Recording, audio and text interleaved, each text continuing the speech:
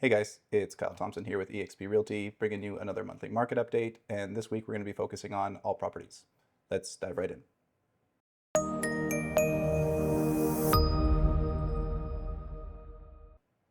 All right, so starting off big picture. Last month we had 396 new listings, 190 new sales. The average list price was $684,089. The average sale price was $661,402. The average sale price to list ratio was 96.54. Average days on market was just over 51, and we ended the month with an inventory of 806. So let's take a look at what that does for the market conditions. As always, I like to use both the monthly supply of inventory method as well as the sales to new list ratio, as I find using both gives a more complete picture of what's going on in the market. When using the monthly supply of inventory method, we came in at 5.23, which puts us right into a neutral market. If we use the sales to new list ratio instead, we come in at 48%, which also puts us into a neutral market. Now, let's jump over and take a look at the active inventory last month. In April, we had 396 new listings, up from 353 the month prior. New sales also rose from 142 up to 190 month over month, and expireds were relatively flat, rising from 34 up to 36.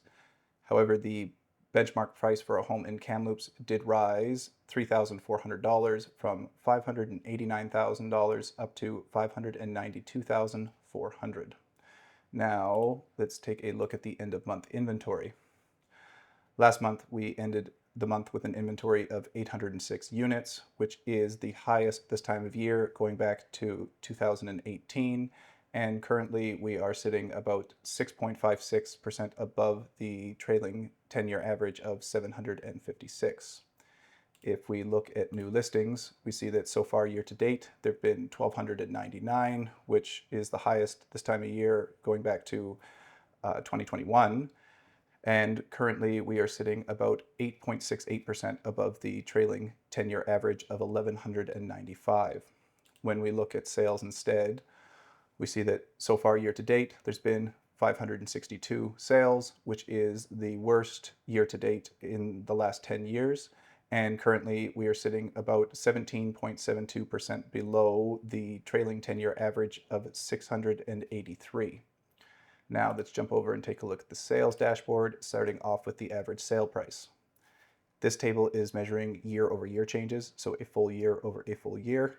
And when looked at that way, prices are actually up 2.53%, with most property types being up on the year, with the exception of manufactured homes and parks, which are down 2.43%, and recreational dwellings, which have fallen 41.59%, but there's only 2 sales, so it's not a big measure. Now let's take a look at the sale to list price ratio. All this is a measurement of how much properties are selling below the list price on average. So it's a good measurement of how much negotiating room you have when you are the buyer. In April, we came in at 96.54, which is a very modest gain from the month prior, and we've been relatively flat for the last 3 months. Now let's take a look at sales by property type. This table is measuring full year over full year again, and when looked at that way, sales are almost flat. We're down 1.17%, falling from 1,873 down to 1,851. Most property types are either up on the year or relatively flat, with the exception of apartments and single-family dwellings on acreages, which are down between 11.5% and 12%, and recreational dwellings, which are down 33%, but there's only 2 sales, so it's easy to move that number around. Finally, let's take a look at days on market, starting off with the 10-year. So far, year to date, it's taken an average of 57 days for properties to sell, which is about just shy of 8% above the trailing 10-year average of 53.